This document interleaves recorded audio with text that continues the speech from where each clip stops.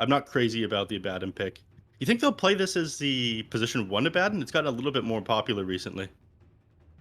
Here's the There's thing. no way, right? I will say maybe, but in my head, the second you asked me that question, I thought no. Like I just it's a knee jerk reaction. Anytime someone talks about pause one ab, it's just like no, get that out of here. But Yeah. they could try. I really don't think it would work out the way that they want it to though. So it seems far more likely that Abba gets slotted into a support position. And if you're Arkosh going into this final phase of bans, I don't think you pay any attention to that Abba as anything other than a support pick. But who knows? Yuma has run it before for D2 Hustlers, which I don't really know how much you want to put into that stock wise in terms of them actually running it. And Arkosh, yeah, they're just going to ban out carries here. So they're not really buying into that. It would be unbelievably interesting to see, but probably not very good. Hmm. Okay, I've never cast with you before, Kmart. In fact, I don't think I've had that many conversations with you. Now, I want your opinion here. Do you Oh believe boy. in these meme picks and niche picks here, or are you anti? You think the game is need to be played in a very what's the word I'm looking for here? Uh, like the same way every single game. There's a concise meta, and you need to follow it. Um, Honestly, I don't really believe that. The meta is obviously good. The meta is what gets the most teams the most success, right? Mhm. But there is something to be said. We've seen plenty of times a surprise pick can throw your opponents off guard. It forces your opponents to adapt rather than just play the same meta we've seen, hundreds of times at this point. So I don't know. I don't really believe that the meta has to be adhered to entirely. I am not an authority in that point. I ain't got no immortal ranking in Dota, so take that with a massive grain of salt. But there's always something to be said for that. If you can surprise your opponent, sometimes that can make up for what looks like a draft disadvantage. We saw that earlier today. Arkosh picked up Sniper and Pudge, and it worked out for them. They were playing against Felt, who maybe aren't the highest caliber team in the world, but Ooh, yeah, I have sorry. friends on that team. Go but on, go on. They're out of the tournament. burning Who bridges as cares? we go. Continue. Yeah, Yeah, get yeah, them yeah. out of here. But yeah, the surprise, the shock factor sort of caught their opponents off guard and gave them an advantage in a draft where they probably shouldn't have had one. So I would like to see something crazy. We've got Arkosh in here, so maybe this is the moment where they pull something out, but not really sure what's left right now. This looks maybe not standard, but sort of pretty straightforward for them. TB at the carry, the Void Spirit. I'm assuming going to go into Canis Vulpus's hands in the middle lane, which means the Viper is either that off lane or that position 5 support that you hate, but I don't really know if there's much room for surprises anymore. Okay, never mind. That is definitely a surprise. I mean, that'd be a great way of shutting down the Timbersaw and getting kills on him in the early game. It deals decently with the Abaddon. If you can apply the break off onto him. I like the Enigma pick here quite a bit. You don't have that tanky initiator. Earth Spirit basically has to play that role. Earth Spirit and Void Spirit both have to play pretty far forward in order for you to start these fights. It reminds me of how Quinn plays on Quincy Crew. Usually he plays like super aggressive, far forward, and starts the fight. He might end up dying for it, but his team will end up like super far on top with either his Void or his Ember. Speaking of, it's no surprise that D2 Hustlers banned out Ember this game. He actually had a 100% win rate on Ember Spirit on Canis Vulpus during the DPC. Yeah, just well, I mean, in general, the Ember's a hero that you like to sort of ban out, but yeah, if you have someone who has that kind of reputation, just not worth Just even get really rid of it. considering it. Yeah, take it out right away. We are not going to lose a game in the lower half of a bracket with a chance to go to TI because we let someone get their comfort pick. So, speaking of picks, D2 Hustlers in with the Gyro. Okay. Gonna round out the lineup there. I believe that brings the dream of the position 1 ABBA to an end. Yeah. Diego will simply pick that one up, and it will be the position 1 gyrocopter for the Hustler side. Whenever I see Pos 5 Abaddon, I can't help but to think of B9, but Pandago is decent with it as well. B9 played it to pretty good effect during the DPC as well. I'm not a huge fan of the gyrocopter, but I feel when you're playing against Enigma, if you get yourself a Satanic, you might be able to survive Black Hole if you pop it Satanic first. He's got a lot of work cut out for him this game, though. He's like Papa 2 has to be on the other side of the fight. And the main goal of Arkosh is basically just to black hole this gyrocopter. Like it's the only thing they have to do. Um, they needed like a pretty hard carry at this point. So you can't play into the super late game, and playing into the early game, you're into a Viper and a Void Spirit and potentially a Black Hole. It's a pretty difficult game to play around here for D2 Hustlers. I would give Arkosh the advantage here, but I am a biased caster, and I would like to see them lose. So I'm going to have to go with the D2 Hustlers here. Just feels rough. If you go early, I don't know you have the strength. If you wait till it's late, then that's a late game TB. So the window of opportunity is going to be maybe sort of narrow, but if D2 Hustlers hit it correctly, then they're going to have damage, they're going to have lockdown. Maybe they can make this happen, but well, they've got to hit a very sort of particular time frame, and they can't really afford to have any of these heroes too far behind at that point either. So we'll see how well they play it out in the lanes, but Arkosh appear to have put themselves in a decent position here, but we'll see what they can do. Neph, 100% on the bias caster role here, which means I will be the calm, cool, and perfectly neutral caster with no opinions here one way or the other. And there's nothing you can say otherwise. Sitting on the fence is no fun. You want those Reddit threads made about you. No publicity is bad publicity, my friend. It's interesting seeing 1437 on the Crystal Maiden, though. It's usually a more sacrificial support, but 1437 is a very greedy style of play. If you were watching them during the DPC, I'm certain you were. Man, Kmart here is an absolute fiend for NA Dota. He was like essentially playing the position 3 on position 4. It's like when someone picks Moran on your team, he just picks carry items. He doesn't buy a single ward all game. He does that, but good, is what I'm trying to say. Yeah, he is every guy in your pub, except if he actually does it correctly. Yeah. Yeah, he's just insane. He gets items. He's almost always like double stacking at every single opportunity. So he finds money for himself. He finds money for his cores, and plays a style that sometimes almost feels too greedy. But as you said, most of the time it just tends to work out in his favor. So he knows sort of the limits of what he's allowed to get away with. And right now, they're going to try and push their way into the river. Crow will give this a go.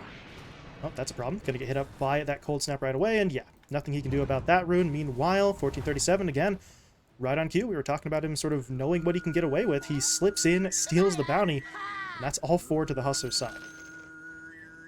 All right. It's time for Arkosh to call it. They need to retire. They're giving up 4 bounty rates like that. It's over. Oh, boy. It looks like he's starting down here in the bottom lane, but they'll probably switch over, and 1437 will start playing a little bit more greedy, even though he is starting here in the safe lane.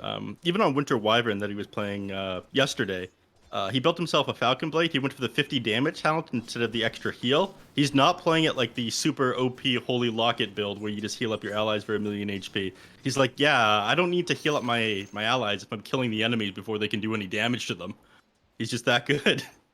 1437 is the ultimate Dota Chad, but this always works. Like, seriously, most people should not be allowed to play this greedily, but he just does it, and actually, look at that. They're even able to take down one of those Eidolons. Gremlo now has to shamefully deny his own summoned units, but Crow is in there for the spin. Yeah, not the spin, the roll, excuse me, but 1437 doesn't care. TP's back to the tower, and mission accomplished on that one. The Enigma does not have the backup. That's a lot of mana that he burned through for really nothing.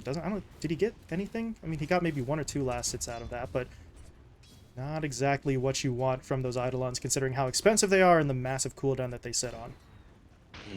It isn't amazing for the Crystal Maiden. 1437 gave up his TP, which is going to cost him 100 gold unless he dies, so he's not going to be able to rotate to another lane to help.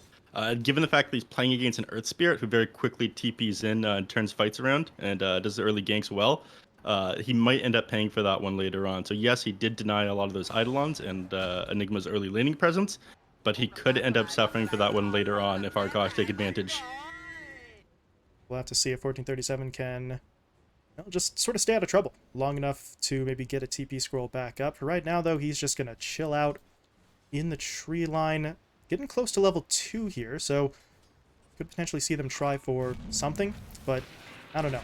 Until this homing missile is really sort of skilled up, Yuma's just not going to be about the aggression at all. He's just here to farm, and he's doing a pretty solid job of it. 11-5, pretty much on par with the TB on the other side of the map, so not a lot for Yuma to be all that broken up about so far, as his lane's going well, but on the other side, as we said, the TB, he's farming up too. AUI on that position 5 Viper, just not exactly going to be able to bully Divine Llama here, especially with Pandago to help him out with that shield, but you can at least try to be as annoying as possible. Pale Horse will just focus on the last hit count here, and you're going to play this one really as slow as you possibly can. Yeah, Hour 2000 used to be my hero. Now here he is playing awful position 5 heroes with a bunch of demons. I'm not sure what happened to him. I'm sure that they held like his dog hostage or something like that. Or maybe his dog is Canis Vulpus, who knows. Something like that. That is a talented dog. I don't know. Howie has turned to the My dark dog side. is better behaved. But yeah, this... I mean, you said you don't like the position 5 Viper so far. It really doesn't feel all that great. You're going up against the Timbersaw. Maybe once the Nether Toxin's online, you can be a little bit more obnoxious.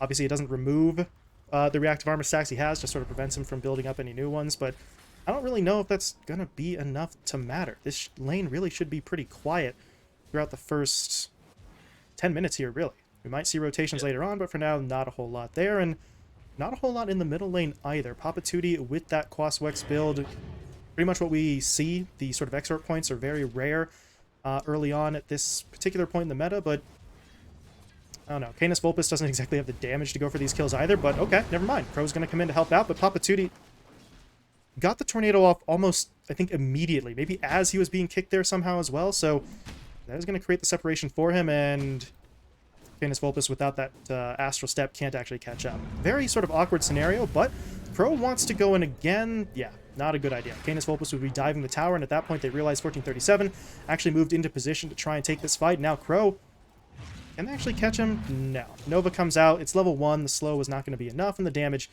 was absolutely not going to be enough for the kill there. So D2 Hustlers with a hefty rotation. Both the supports come in. No kills, but at least Papa Tootie stayed safe, but I think he was kind of safe before the supports came in anyway. That one was iffy. He had to head over there to the Arcane Rune, or sorry, the Water Rune. He stopped Canis Vulpus from balling it up. Canis only had mana to use one spell if he decided to commit onto him. He's sitting at 190 mana during that play. We did see the punishment for the CM not having a TP. She had to slowly walk over towards the mid lane, but the initial miss of that Aether Remnant and Papa Tootie denying that Water Rune there, stopping him from filling up his bottle and getting the extra mana to use more spells, is what stopped him from getting that kill there. It was a very heads up there by Papa Tootie, watching Canis Vulpus mana very closely. I'm able to pay pretty much perfect attention. 1437, meanwhile, is still kind of hanging out in the area. Crow, did he actually see him? Yeah. That Ob's Ward gets thrown down. 1437 has been spotted, so Canis Vulpus really shouldn't be taken by surprise at this point, and 1437 could honestly stick around, maybe stack some camp, something like that, or, okay, just straight up go for the D-Ward. So those eyes will be taken away. The problem is, with the CM out of the lane, Yuma's alone down bot. Crow returns to the area, and he and Gremlo are going to look for the fight. Yuma, though, TP's away. Crow rolled in to start that fight. Gremlo followed up with the Malthus, so they don't have any further lockdown, and Yuma is able to slip away. 1437 arrives just in time to hit him up with a salve, and everything's going to be relatively okay in that lane. But now up in the top lane, what is going on here? Crow, he TP'd himself in. This would be a very long roll forward if he really wants to go for it, but if he can hit onto Pandago, he and AUI may be able to follow it up. There it is. Roll forward. They get the slow. Aoi comes in for the damage, and that is first blood nearly 6 minutes in, but the supports are able to make it happen. All the while, you've got your Terrorblade just minding his own business, didn't want to get involved, farms up, and solid start for Arkosh. Yeah, just a bystander here. I do like what Pandago did there. I mean, this is the whole point of playing the Abaddon against the Viper lane. And whenever he got like 4 stacks up onto you, you put the Aphotic Shield off then, reset the stacks back to 0, and Vipers essentially waste a lot of his mana. But that rolling from the Earth Spirit, I mean, this is what they needed with this lineup. This is why they second last picked this one. It's their initiator, it's their tanky hero that's able to start these fights. Until Canis comes online with maybe another item, he does hit level 6 now. There's no way they find kills without this hero. It just plays so fast. Whenever I'm like highlighting what's good about Earth Spirit, I like showing people Moon Meander's time on Cat Jammers. He just played like so quickly. You could barely respond from him doing one thing in one lane, TPing to another, and starting a fight there because you think it's safe, but that 1500 range initiation with his roll just changes the game. I miss Cat Jammers. I miss Cat Jammers too. And formerly Crazy. Mm-hmm. We need more sponsored teams, man. Yeah, we're getting teams going to NA and we don't have enough sponsors. It's like, call these teams up, folks. Yeah. But yeah, that's a perfect example. Moonmeander, really one of the better sort of Earth Spirit heroes, especially since Jerax has been retired for quite a while as well. He was sort of #1 for quite some time, but He's European. He doesn't count. it's all about that tempo. The Earth Spirit's just, he's on you all the time. It's just the most obnoxious sort of style that you can really play. But that's the whole point. That's what Crow's sort of been trying to do so far. Haven't really seen too many kills, just the one to this point in the game, but now Canis not going to be able to grab that rune in the river. Papatuti doesn't hit him with the EMP, but does manage to at least push him away. AOI, meanwhile, yeah, alone in the top lane. He'll be taken down, but now Canis, he's going to get rooted up here in the river. That was unfortunate. Didn't have any mana left, couldn't get himself away. Yuma now, I don't know if he wants in or out. Actually, it's out. It's pretty clearly out right now, but Crow's not going to let him go, rolling forward, but with only even 1 point in the rocket barrage, actually, I don't think he needed to back off. Didn't realize it was only level 1 until it was too late to go back in. And now we're just awkwardly standing around the river. No one is really sure. Do we want to try again? Do we back ourselves away? It looks like the answer is going to be back away. Nobody really wants back in. Papatuti sort of thinking about it, but no tornado. Yep. Pale Horse just going to take advantage of the fact that he popped his Metamorphosis here and farm up this ancient stack that his team made for him. There's Enigma made for him. Yuma wants it too, though. Homing missile forces Pale Horse back. They're not going to be able to chase after it, but maybe they could take the stack, although right now they're not entirely sure what they want. They're looking at the stack. They got the stun onto the TB. I think they spotted Gremlo there for a moment as well, and the black hole is online, so you're getting pulled in maybe 3 or 4 different directions. They decide it's probably for the best if we just let it go, and well, that means Arkosh are free to at least attempt to take this stack once again. But right now, your TB is just sort of farming up in the lane. Pale Horse doesn't want to get involved again unless he knows for sure that it's safe. Yeah, and given that his Metamorphosis is expired, he'll have to take a lot of damage, and he's only sitting at 780 HP right now. So the stall that he pulled there on Yuma was enough to, I guess, significantly slow down Pale Horse's farm. But we're here. Canis, good dodge there with the Dissimulate. Not going to lose any of that mana, and now they're just going to go straight onto the tier 1. Do they know Yuma's here? Canis, yet he suspects it. Pushing his way in, they just annihilate that tree line, but Hustlers, they got everyone away. Yuma TP'd himself out to the top lane, and now this could just turn into really a straight-up trade on those towers. You've got almost the entirety of the D2 Hustlers lineup in this area, so you might as well commit for it. Tier 1 tower hadn't taken much damage before this point, but should be able to finish it off fairly quickly, especially with Pandago getting that curse down as well. Yeah, so cleaning up this top tower will be a nice trade, but the real prize is the mid lane tower. With his catapults in the mid right now, but Crow's just going to sit here farming up any XP, and looks like Canis is trying to wrap around behind him. Can he hit? Yes, he can. Okay, Remnant comes in. Papatuti, though, responding with the tornado into the EMP, creating a little bit of sort of separation for himself. Gremlo did go in for the black hole, but it's only onto Divine Llama, and that's a problem. Meteor dropped down directly on top of them. Crow's dropping. He will fall. Gremlo gonna be dying as well, and that, Let's go! The paw's coming out. They're lagging Divine Llama DCs. Give me some of that throat singing, man. My caster's losing it on camera right now. No. Oh, You can't just do that to a man like that. Oh my god. If any team deserves it, it's Arkosh. Let's be real here. Yeah, fair enough. But yeah, that's horrible. Really, I can't find any other words right now. That straight up sucked. Gremlo obviously trying to save the day with that black hole, but you hit really the only person that you probably were guaranteed to not be able to kill. Any other hero you hit there, maybe you have a shot. Devi, though, man does not care. Way too tanky, and Papatuti just turns around, drops the meteor, and that all goes really sideways for Arkosh. Now they've got to run for their lives, and I don't think they can catch up. Devi has no mana. He's got his boots up in 1 second, but there's no timber chain tree. Actually, what level is it at?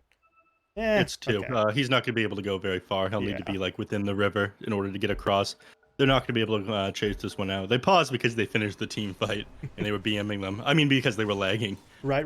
Lag spike. Devi Llama was some serious drop frames there. Exactly.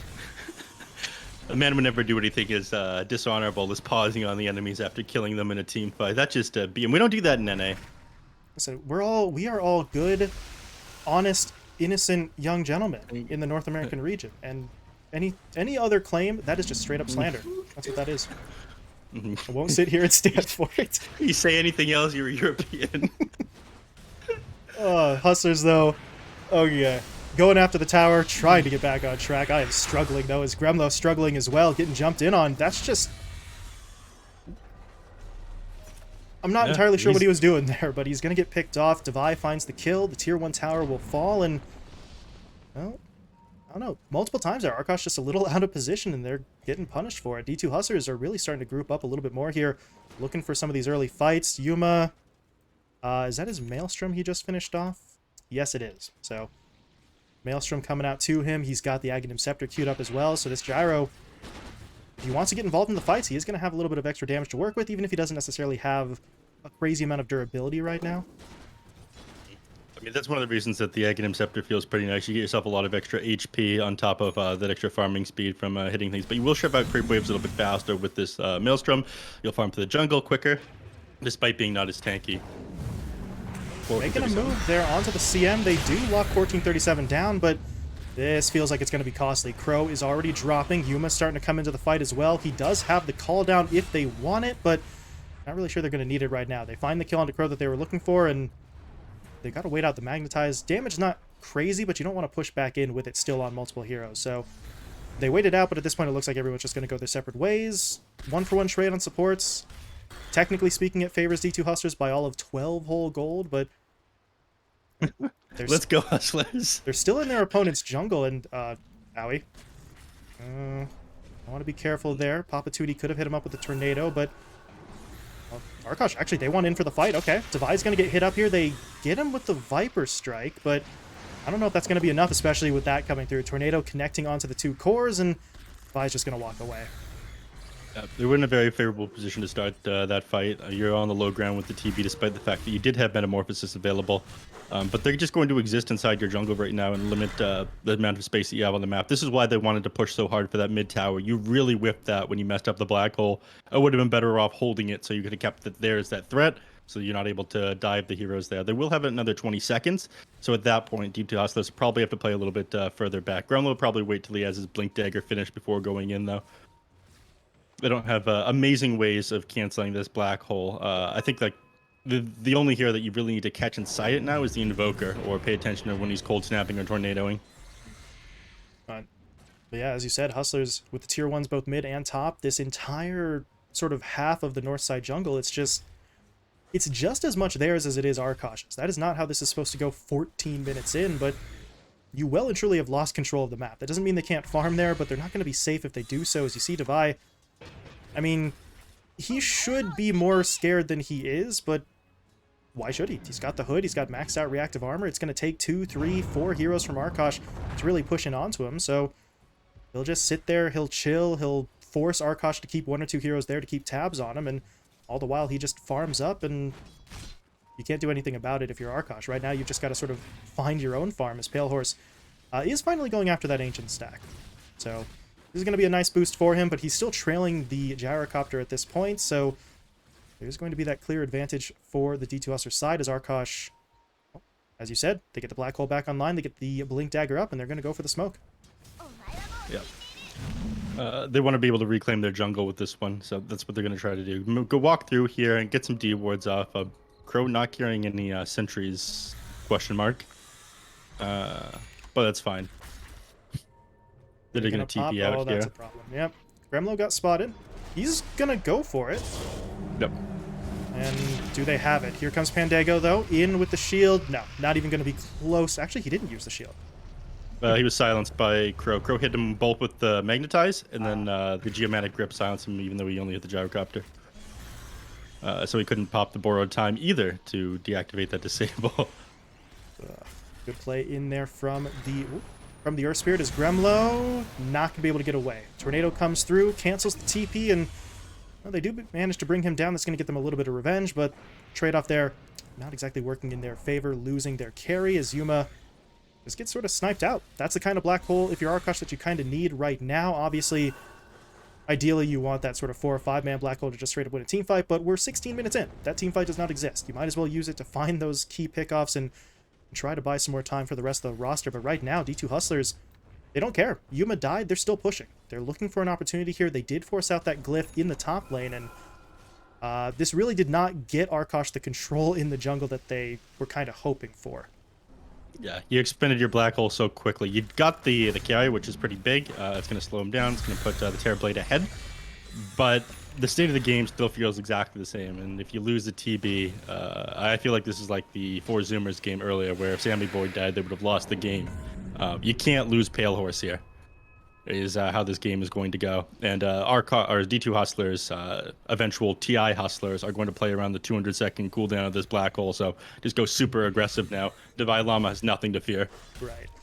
And this is the problem with the Arkosh lineup.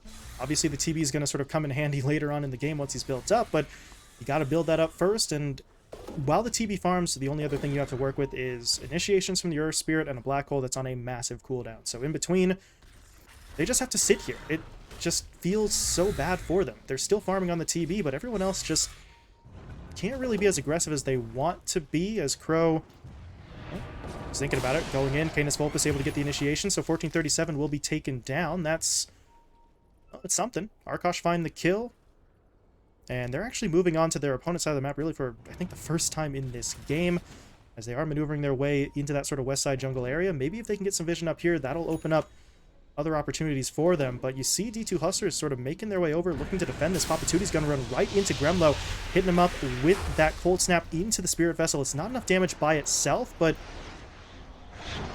they're still looking for an opening here.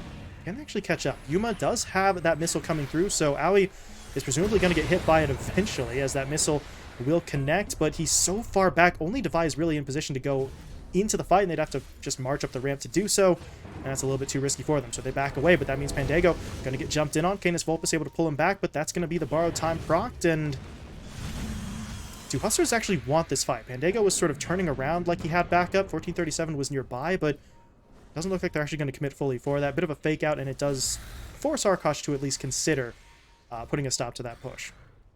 Yeah. Arkosh, we're going to turn things around pretty quickly here in a moment, though, because we've got Black Hole up in another 2 seconds. And already... Okay. They picked off 1437 again. Now they're in onto Devi, but we just don't really have the lockdown for him. They needed the silence there to prevent him from just timber chaining away, and you don't really have it. Pandego was in the position to sort of help his teammate out there as well, so... Jumps onto 1437, maybe even jumps onto the Abba. You can still make that happen, but getting onto the core heroes is a little bit more complicated for Arkosh right now. But Neph, as you were saying, Black Hole's back up, so this is the tool that you need. Gotta wait for the blink, though. That's still on a couple second cooldown, but we'll see if they find that opening, and oh, never mind. Gremlo's actually TPing away from him, making his way up to the top lane instead. So they're not going to immediately look for that fight, but they do at least have the option open with the Black Hole up again. Yep. I mean, that's one of the benefits of this Enigma coming out of left field is you have no real save for the Black Hole. A lot of time you have somebody who built a Holy Locket or somebody with like a lot of healing. You'll have either like a Winter Weapon or a Phoenix on your team, so you can negate some of the damage that comes off into your core hero when he's throwing that 4-second disable on you. But this game, I'm curious as to what their solution for this Black Hole is going to be, because the Gyrocopter needs to be pumping out massive amounts of damage here. He's like the only real target that Arkosh have to worry about once this game goes to like the 40-minute mark, which I see it going to at this point. Yeah, I haven't really seen anything at this point to indicate that D2 Hustlers are immediately sort of looking to ramp up, although, as I say that, they do jump in onto Canis Vulpus. They're not able to hit him up with the Tornado, though, and the double Astral Step usage will get him away. That homing missile technically may hit, but at this point, he should be just fine. Stun comes through, but Devi is not willing to go under a tier 2 tower into 2 heroes to chase after that one. No. Not into a Black Hole. That's a certain death. If anyone comes with him as well, the Enigma just saves it and drops that one. They're going to go for the Roshan instead, which is another really bold move. In fact, he's got Black Hole up. They're smoking up here on Arkosh, and they grab the haste before they move towards the pit. Are they? Certainly they realize that it's in there, right? They might be able to get this Roshan first. I don't actually think Arkosh. They're going to go for Papatudi instead. They want the kill. Maybe if they can get this still works out for them, but you gave up Roshan for this one. Yuma's able to get the Aegis, and now you have to get everybody away. AOI in some trouble. Here comes Yuma, pushing in as well. Call down is at the ready. He'll throw it out now, but Pale Horse is going to give it a go there, popping that Metamorphosis, but he is so low on HP. He's going to turn around for the Sunder, though. Devi just sort of walked into that one. He's dead, and the Aegis is now going to be used. Hustlers This is going horribly. 1437's in some trouble. The Aphotic Shield is going to keep him safe, but I'm not really sure they want this fight, but Canis Vulpus not going to give him a choice. Black Hole comes through. It's immediately canceled, though. That's a little bit awkward, but now Yuma going to have to stand his ground, fighting this one out, dishing out the damage as much as he can. Papatuti buys back. Divide Llama back into the engagement as well, and, well, now things get weird. Aoi falls. Canis is on the run. He doesn't have any mana, though, so he's not actually going to be able to make it out of here, as the Mistcoil will bring him down, and Arkosh just... Come on. Oh. A horse. Oh! The kick from Crow. Oh god, Divide. 4, 3. Yules him up, and Pale Horse is going to get out of this one. Crow manages to save the day, but despite all of his power, Crow could not save himself. Oh, goal! Oh, Crow. Okay, yeah, tip that man. That. All right, I got to give him up for here. Bias Cast is going to be impressed here by Arkosh.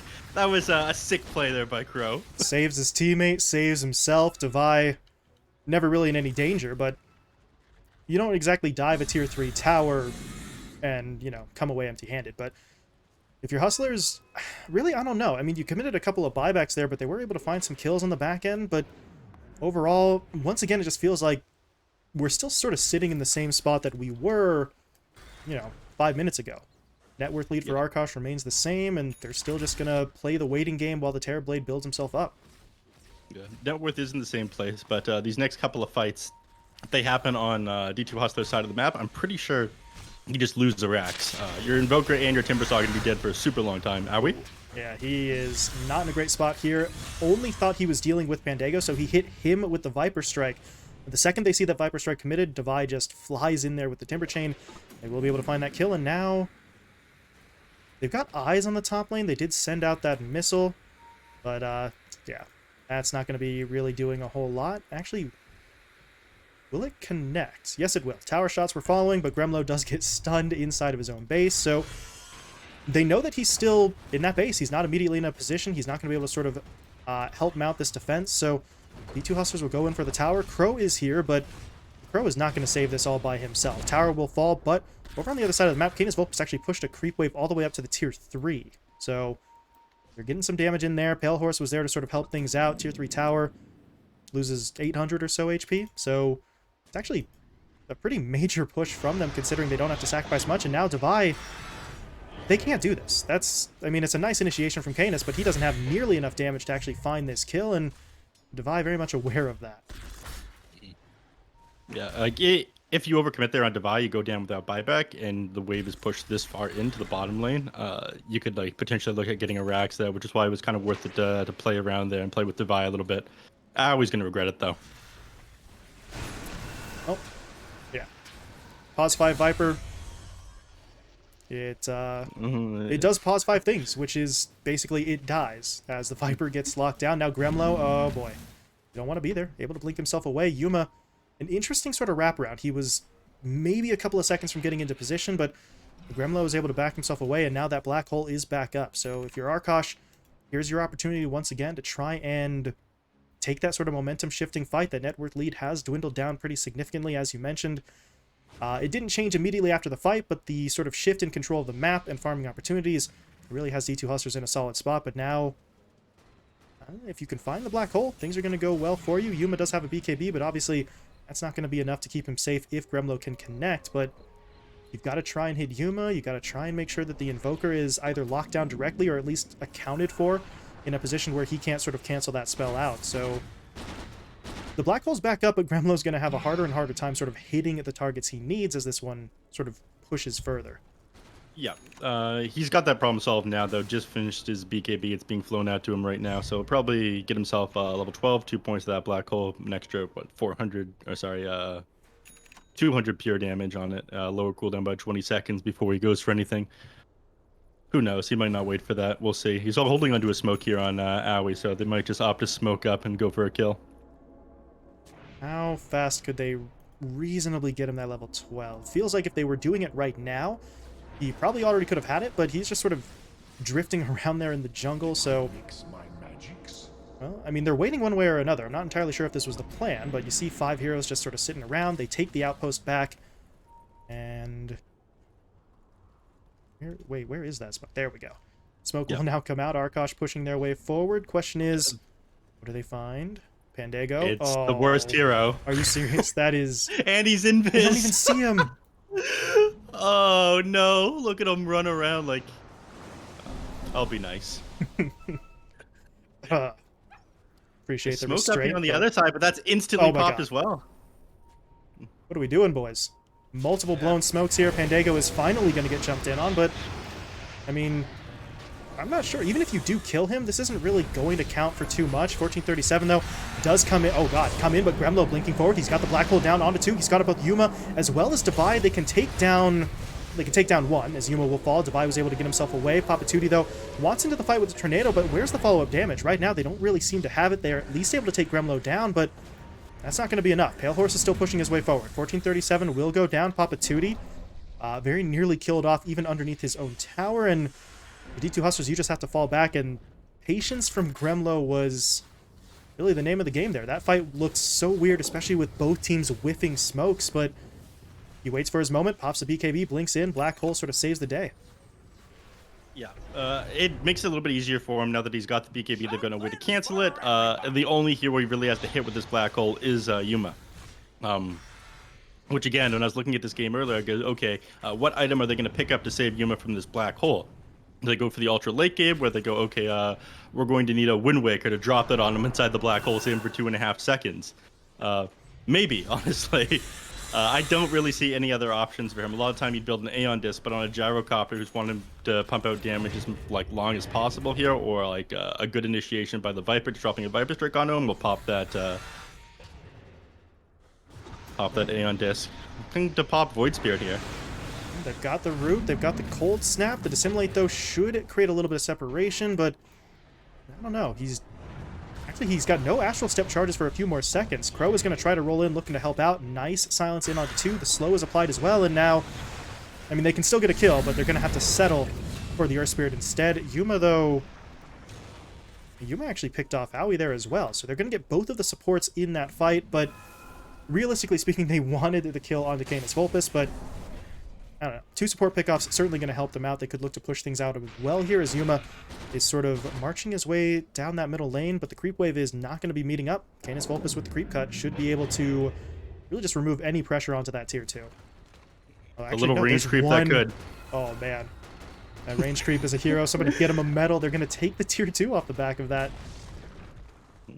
Wow. And that range creep's reward is that he gets to immediately die to a full creep wave coming in onto his face. So, you know, left behind by heroes. Yuma. Yeah. Now Papatuti, he's looking for Gremlo.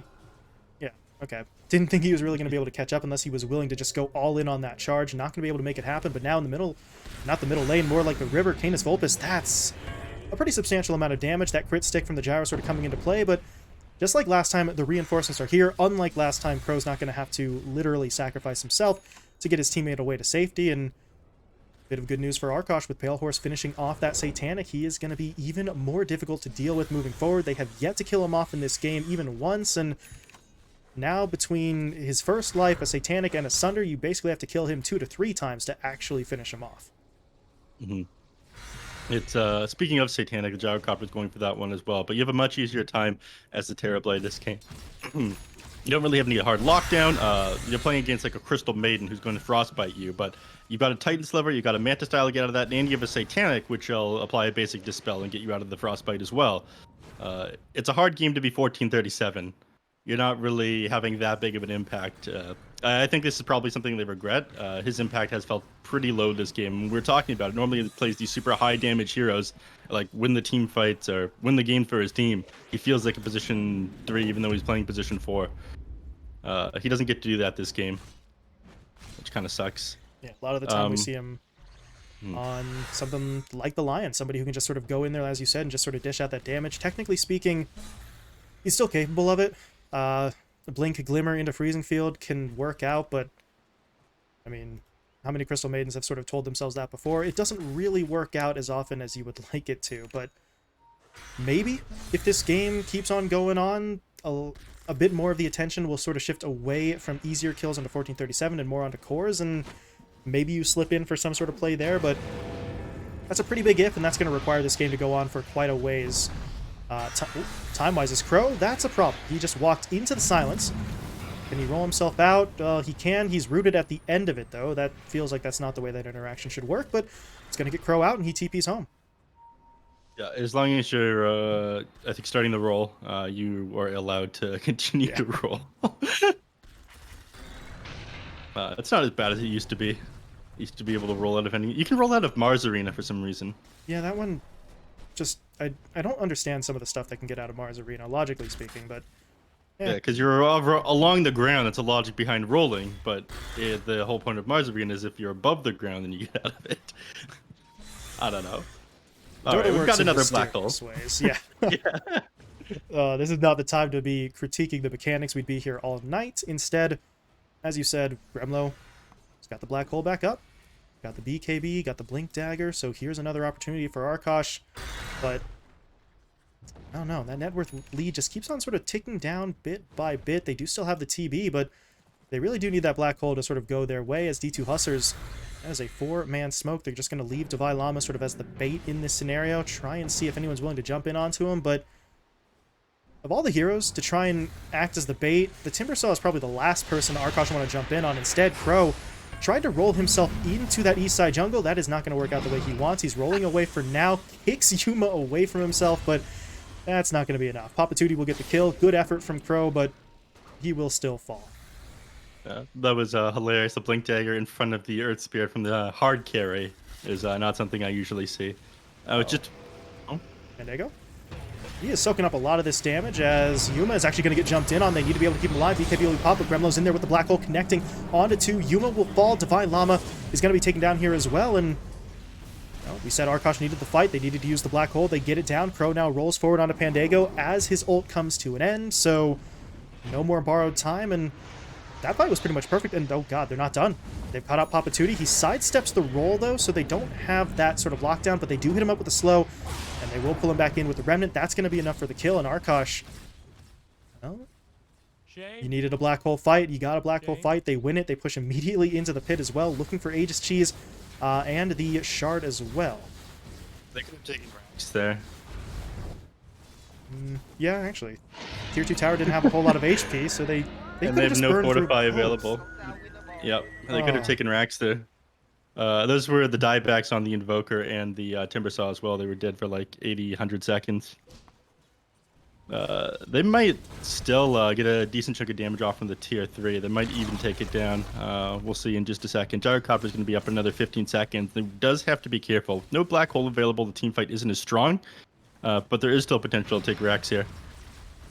Did Owie? Yeah, he did. He bought a Dom Helm, so they do have the Helpful Wolf sort of pumping up that damage a little bit. So they are going to get through the tier 3 tower anyway. I don't know if they can take the full lane of racks, especially with Yuma pushing back in, but 1437 going to get himself caught out, dropping low. Not dead just yet though, but Crow will now roll forward, going for the silence as well as, I believe, did he drop the magnetize? Didn't actually have it, so not going to be enough damage there, but it's just a distraction. Arkosh went in for the racks while Crow was going about with his shenanigans, and it is going to work out for them, and now they might actually still get this kill. 1437 still on the run, but Canis Vulpus going to get stunned up, trying to jump away, using the Astral Step to create that separation. I think he just ate the cheese as well to heal up, so he's just looking to make a break for it, and honestly, at this point, you got what you wanted if you're Arkosh. It is time to go. They are going to be falling back here, but Pale Horse may get jumped in on. He's got the Aegis, though, so even if they can bring him down once, this could be a scenario where Arkosh sort of rally around their carry as they are pushing their way in, but Divine Llama was able to reflect that stun with the Lotus Orb. And at this point, they've done what they wanted. Pale Horse is away from the fight. Everyone is continuing to sort of back off. Papatootie, though, doesn't want to let them go. Tornado in, Divine Llama, Timber chaining his way forward as well, going for the Flamethrower as they will lock the Void Spirit down, able to finish him off. Crow now rolling in, throwing the Magnetize onto pretty much everyone. Canis Vulpus buying back into this one, though, as Arkosh see the opportunity to push back in. Pandego and Yuma both dropping low. They're going to be able to finish off pretty much everybody here outside of the CM, and 1437... okay, turns around for the kill onto Gremlo. We'll be able to find that one, but now Divine Llama is going to be the new target. Can Canis catch up to him? No. No more stacks, or charges rather, on the Astral Step, but Arkosh, I mean, they got what they wanted, right? They do lose some heroes on the back end, but you find multiple casualties on the opposing side. You took the entire middle lane of racks. Yeah. I was looking at that, like the start of that engagement. I thought, okay, why are they backing off to Roshan? Well, I guess they mathed out the time. They had the opportunity to do both those things. They'll take the racks and get that Aegis cheese and Aghanim Shard. Now they're going for the bottom one as well. They have buybacks available on the Invoker and the Abaddon, but they know, all right, if we have this much of a net worth disadvantage, there's no way we come back in this game and win. Right.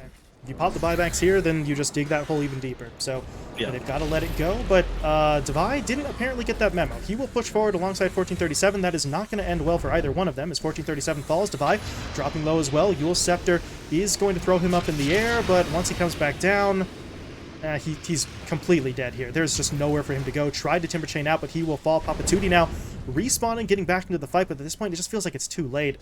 D2 Hustlers, I mean, they're trying to prevent Arkosh maybe from going in for the tier 4s, but if you overcommit here, you're just going to lose even more than you already have. They just need to try and back themselves away and hope that Arkosh sort of take the hint and back off as well, and it looks like they finally will. Yeah, they got a lesson overcommitment last time when they dived the enemy team triangle the way chasing the enemies out of your base. It's a little bit far. They're not on your property anymore. Not really home base now. The only thing keeping their base alive is the fact that a tier 2 tower was sitting up in the top lane. Invoker, Papatuti moves up there immediately, but already in position here with the Terrorblight. This time they've got Black Hole available, so it's going to go even worse for you, but I imagine they'll save that for the Gyrocopter. Again, it's the only target they really have to care about. And I think the number one takeaway this game, if they do lose this and it isn't looking good, is the fact that they had no save for that Enigma and the Gyrocopter they went all in on. No way to interrupt the black hole once you had the BKB, and no way to keep the Gyrocopter alive inside that black hole. It's becoming really a bigger and bigger problem. They just can't seem to do anything, really, when they jump in with that Enigma. Now, Arkosh just triumphant. They know that they have full control of the map. They take that final tier 2 tower, so it's going to come down to really one, maybe, if they're lucky, 2 fights on the C2 Hustler side. If they lose one or both of them, it's just going to be over. There's really not much left for them. They've got one last hurrah, and if that is unsuccessful, Arkosh are just going to close this one out, and I mean, they've got the black hole. Gremlo's even working his way towards the refresher. That's not going to be coming up anytime soon. He's still several thousand gold away from it, but the fact that he's looking towards it now, we really know we have hit that point in the game. The Enigma's just going to go all in. If I land black hole onto Yuma plus really anybody else, we win. That's just sort of the full win condition for them. They've got the damage to follow it up, so they're going to sort of poke and prod here, seeing if D2 Hustlers are willing to mount the defense. Devi is standing on that front line, but he doesn't really do a whole lot of damage himself right now. Pale Horse, though, does back off as his Aegis was timing out. He's got a deathless game so far. Might as well, close it out, being deathless. Sitting at 6-0. He decided to farm up the triangle. They're not really working on any items on these heroes. They do have buyback available on the Terrorblade as well, so I imagine it's only a matter of time before they decide to push this win. They really don't have to wait for the next Roshan, and it doesn't look like they're going to. D2 Hustlers with their back against the wall, and again, the really easy fight execution. All Gremlo has to do is blink in on this Gyrocopter, and they win. And Tavai's going to get caught out first. They'll pull him in with a Remnant, and holy crap, he's just not tanky. That Timbersaw just cannot keep himself alive, although I say he can't keep himself alive. He is alive for now, but he's immediately forced to fall back, and now Pandago going to have his ult popped almost casually. So your Abba has to fall back as well. Yuma's going to throw out the ult there, but Pale Horse really does not care. He's continuing to dish out the damage. Tier 3 tower will go down, and now they've got to go. Yuma, though, that's not going to do it. BKB was activated for him, but Gremlo does not care about that. Jumps in with the black hole. They'll take Yuma down. He immediately buys back, though, so they're not going to give up on this one just yet. Buybacks coming out from every single member who still has it, but it just doesn't really feel like they're accomplishing a whole lot here. Devi is once again getting pushed back. That final lane of racks is being taken in its entirety. Pale Horse, though, a little bit low on HP. Low on HP, did not go for the Sunder. Instead, just sort of laid out, suicided to finish off the racks, and mission accomplished, I suppose. You have the Megas, but I'm not really sure the TB needed to do that. He could have just turned around for the Sunder and then kept going from there, but if you're D2 Hustlers, that's even just not worth it. You committed 3 buybacks, you lost every single lane of racks, and it's bought them some more time. They're going to have at least one more teamfight opportunity here, but it doesn't feel like they're in any better of a position now than they were before. I like that you're not mincing words here. Yes, it's good they killed the TB, but no, it doesn't really change the state of this game. Mega creeps are out. They still have no solution if this Gyrocopter gets black holed, which keeps happening again and again. He's going for a Divine Rapier right now, but they essentially had to play around this. Oh no. Oh. The good. Ooh. You hate to see it. Arkosh are gonna Arkosh, man. It's the way of the world. 1437, I was actually going to point out, before he died, he took the attack speed talent at level 20 for reasons. Didn't really help him there, as he does get picked off, but I think at this point D2 Hustlers realizing this late in the game, going up against Megas, they're going to need some sort of Hail Mary play, so if you've got a shot at it, you might as well go for something crazy. As you mentioned, Yuma is working his way towards that Rapier, so get a Rapier on the Gyrocopter, try and build attack speed, right-click Crystal Maiden, I don't know. Throw anything at the wall, see what sticks. Yeah, you're putting the pieces together. Yeah. Desperation setting in there. Yeah. I mean, maybe someone else picks up the Divine Rapier after the Gyrocopter finishes it. 1437 picks it up, runs down mid lane as a hero, kills the Ancient. I don't know. They do have the Wind Waker completed, by the way.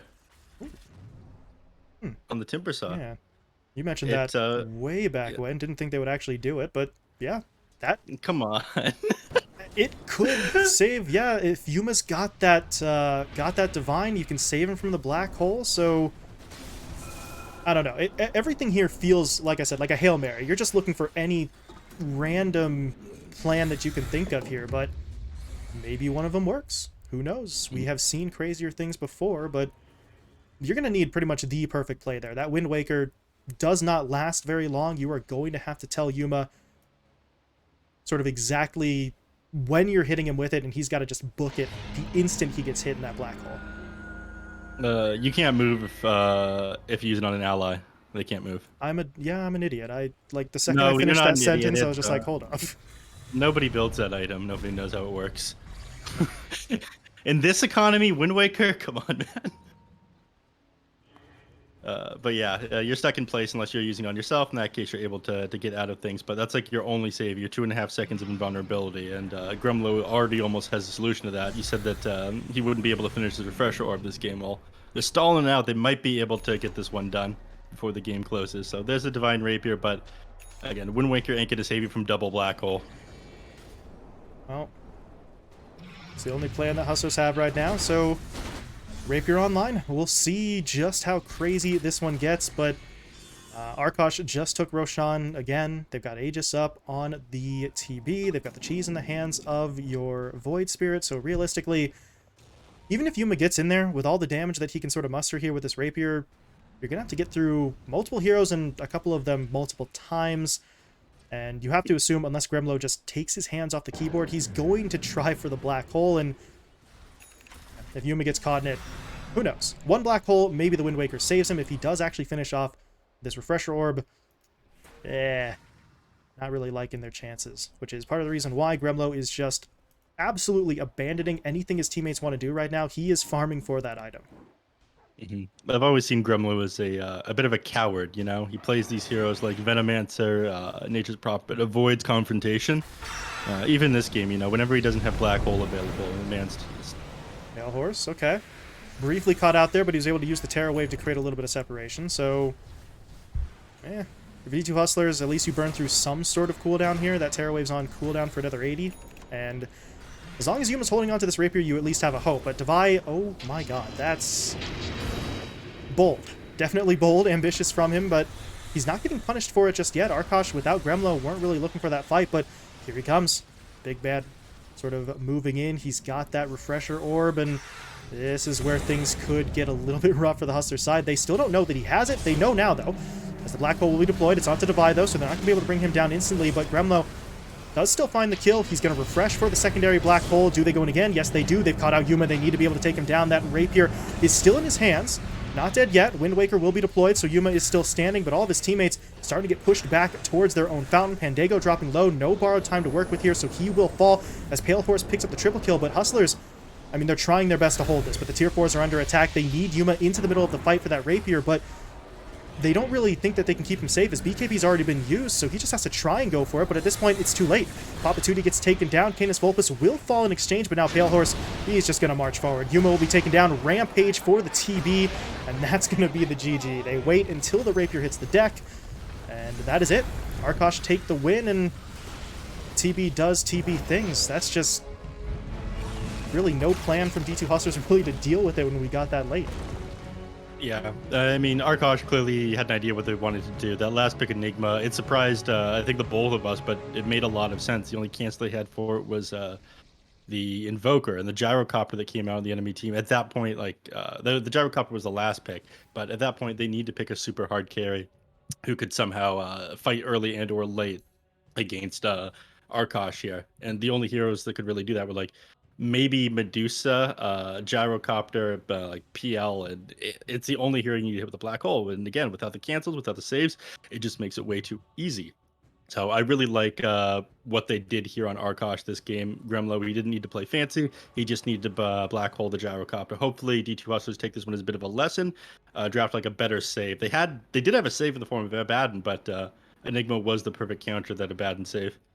Yeah, just a situation there where, I mean, the last pick really takes him. Arkosh managed to sort of pull one out of the hat. No response for Gremlo. Stat line for him, 2, 6, and 15. So at the end of the day, you know, you look at this game, you're not going to really suspect that the Enigma was the sort of big game changer, but yeah, we know better. Stats don't always tell everything. Gremlo was able to just completely shut it down. Anytime Yuma wanted in, and anytime, honestly, even Divine Llama wanted to go in, that black hole was just there to completely ruin any plan. Pale Horse, meanwhile, did not hold that perfect deathless run. He did have the one death, but I think he'll trade that out for the win as Arkosh take it, and they looked unbelievably confident. As you said, they knew what they wanted to do. They execute the game plan, maybe a couple bumps in the road here and there, but overall, they do exactly what they knew they needed to, and D2 Hustlers couldn't respond. It's embarrassing, especially after that pause onto them in the mid lane when that team fight didn't go Arkosh's way. But maybe Arkosh just going to take game number one. They did it against the Zoomers as well, if I'm not mistaken. So we'll have to see going into game number 2 or potentially 3 here. Am I right, Kmart? Yeah, at least one more. We are going to be moving into that second match in, I believe, just a couple of minutes here. So we will be hopping into a short break. We've got some music to play for you and some ads to throw at your face. But we will be back for that Game 2 draft in just a little bit. We'll see if Arkosh can keep this run going and push on to the next round, or if D2 Hustlers are going to be fighting their way back into it, pushing this to a full 3-game series.